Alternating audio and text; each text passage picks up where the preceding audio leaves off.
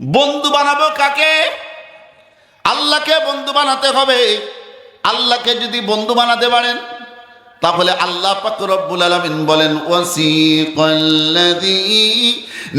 তাকাউ রাব্বাহুম ইলাল জান্নাতি যুমারা। এতে তাফসীর কারক বলেন, তাফসীরে কাবীরের তাফসীর কারক লিখেছেন, হাসরের ময়দানে আল্লাহ পাক রব্বুল আলামিন দুনিয়ার জমিনে যারা আল্লাহকে বন্ধু বানাইছে, কাকে? আল্লাহকে যারা বন্ধু বানাইছে, আল্লাহ পাক রব্বুল আলামিন হাসরের ময়দানে ডাক দিয়ে বলবেন, ওয়াসিকাল্লাযীনা তাকাউ রাব্বাহুম ইলাল জান্নাতি যুমারা।